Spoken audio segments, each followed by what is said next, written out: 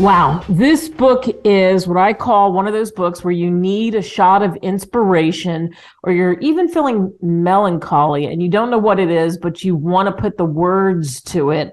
I know I've had feelings like this, and I know many of you have, whether you're a woman or whether you're a man listening to this show. So I'm pleased to take you to the UK on this edition of Author's Corner to have a conversation with Serena and Selena Raja, who have put together what I think is, again, that kind of a book of poetry. It's called Women of Wounds, and they have such an interesting story. Imagine twins. They are a twin sisters, and wait till you hear how this all unfolded for them. Selena and Serena, thank you so much for joining us. Thank you so much for having us. So let's start with, how did this come about? How did you discover that both of you were into writing poetry? So I've been writing poetry since I was 12 years old. A lot of it was inspired by the wars in Syria and in countries that were experiencing wars at that time. And then Selena was writing since she was 16, wasn't it? 15. And Selena had written a poem, which she was very, really proud of. And she had showed me, and I was amazed. And I said, I write poetry too. I've just kind of kept it private. It wasn't something that I wanted to share, just writing it for myself. And then we were just amazed how we could write poetry. And then I've been writing novels on the side, and I always wanted to have some of my work published and become a published author. And then Selena had this amazing idea: why don't we just put both of our poems into one book and publish a book together? And I thought, that's amazing. It's something that I thought would happen in my late 20s, my early 30s, but for our 21st birthday party, Selena gave me an awesome gift. She got a confirmation for a book deal. So that's how One of Wounds happened. That's how it began. Wow, how exciting. And you really tackle a lot of different things. And Serena, you mentioned it there. You talk about the wars in Syria. Explain how you think the impact of those wars are on the world, on people, and just the way the media covers it. So in terms of how the media covers it, I personally think that a lot of the wars happening in Syria, Palestine, and other countries, they are not addressed enough in the media. They kind of just sugarcoated or like kind of brushed under the carpet. I'd say like less than 50% of what's really is happening is being discussed. A lot of it's been ignored. And that's why the wars are continuing. You know, I don't think many people are discussing it enough. So that's kind of what inspired me to write. I thought, you know, I can write. It's some talent that I think I have, and I'm going to use my talent to kind of just raise awareness and try to get these people the help that I think they could get if they're getting enough attention. If I'm really showing it as it is, like really showing the harsh reality that civilians are facing.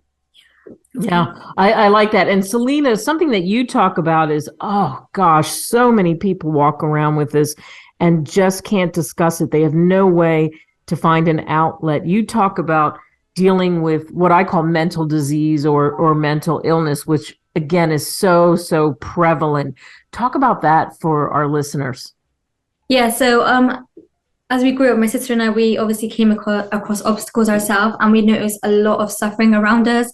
With time, as we grew up, the whole issue of mental illness, you know, there wasn't enough awareness again. This book is really about awareness. There wasn't enough awareness. There was too much stigma around it, too much taboo. And we thought, obviously we struggled ourselves, and we know so many other people that are doing it, but they're suffering in silence. Maybe if we wrote this book and if I shared some of my intimate experiences and things like that, it would make a big impact on someone. And it has. I know a lot of people have benefited from this book, and I know a couple of people who've actually got help from reading our book and things. I think everyone can relate to it, and it's really good. I think as well, like with a lot of young people especially, I think everyone goes through a phase where they're a bit self-conscious and not too happy with their appearance, and they do things that they think would improve their appearances, make them happy within themselves. And I think when we were in secondary school, especially in like year 9 and year 10, we've seen a lot of our old friends or other people in our classes very unhappy with their appearances. There was a lot of them encouraging their friends to take skinny pills, and they were taking skinny pills, and some of them had anorexia. They weren't talking about it, but it was very obvious. From like, they refused to eat, they wouldn't go out, you know, they just lost a dramatic amount of weight in such a short time. And I think seeing that really impacted us as well. We really thought that, you know, these things are real and they're not being discussed. Like, geez, that person's obviously suffering, why have they not told anyone? It's obvious. And I just think there could have been a lot more help available in our school as well. It's like they covered, like it was like everyone would wear a mask and they were kind of covering like everything that they post on Instagram and things like that. It's always a happy side. No one showed the deep and dark things that come with it. Yeah, wow. And, you know, along those same lines, Serena, it's interesting. I asked you when we were having a discussion off the air, what was your favorite poem that you wrote? Tell us about that. So my the one that I wrote or Serena wrote, sorry. Serena. So which one? Any of the poems, I think. So the favorite poem of mine that I wrote would probably be Your Loss, and it's about the death of the biggest pillar in our family, my mum's uncle. I wrote that poem 1.5 years after he died, and I remember giving it to my friend to read before the book was published, and she said you could tell the wound was so fresh when you had written it, and I was like, no, I wrote this 1.5 years after his death. And I think why it's so special is not only is it discussing the smile of my uncle and just kind of painting him as the way he was, like a happy man, a man who always teased, but it's also something everyone can relate to. You know, I wanted to specifically address my uncle in that poem, but I thought if I address him, it's kind of limiting to who someone can relate this to.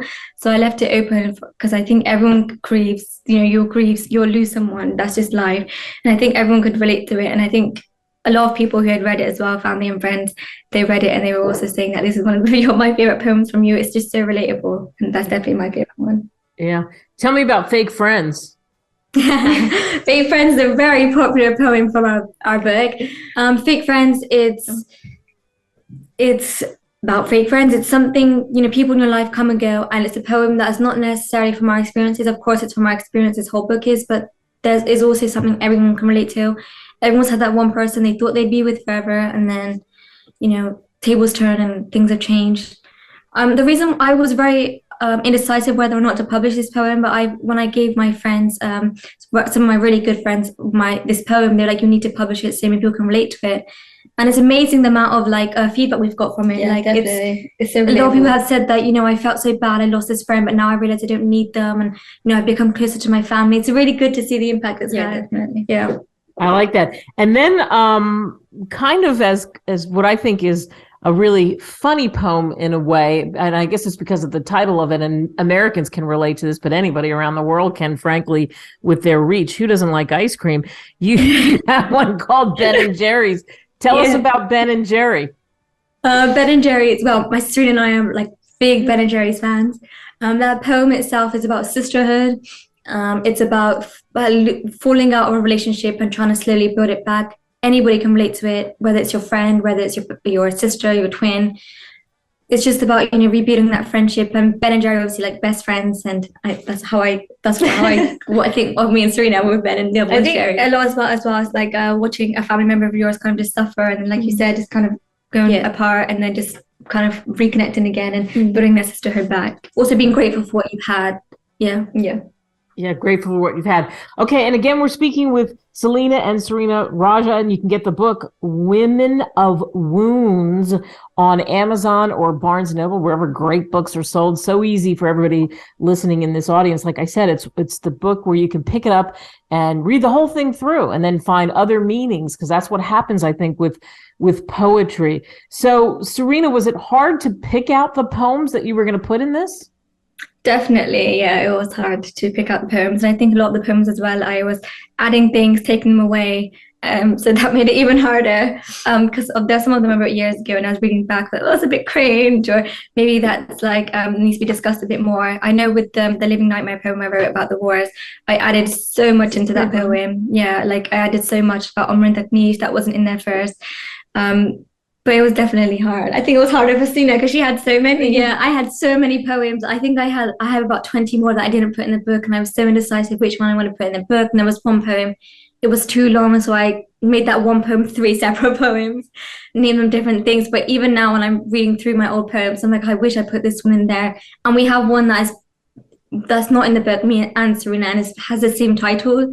And we were kind of arguing, no, you can't put yours in the book if I can't put mine in. So now we both kind of regret it. We wish I wish I put that one in. Put it in.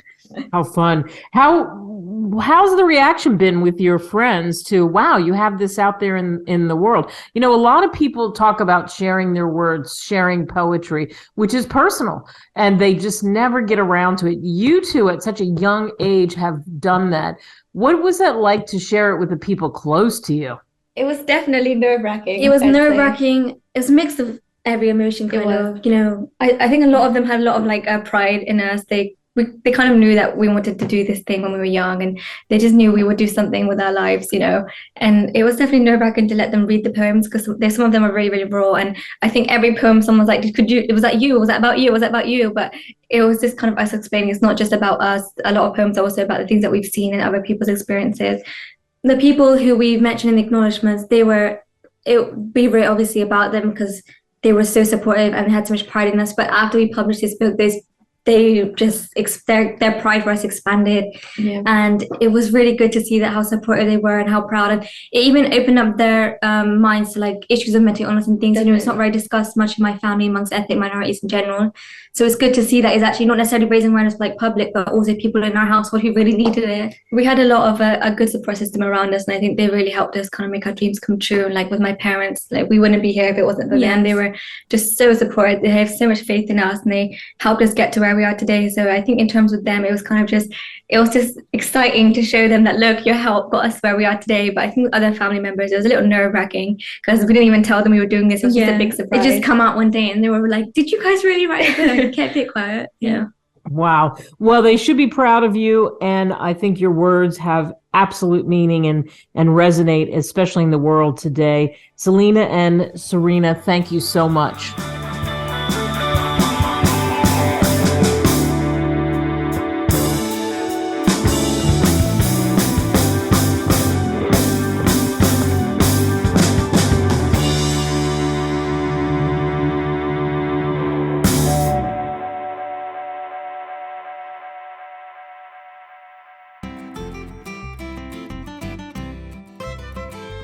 Email us at info@greatwritersmedia.com.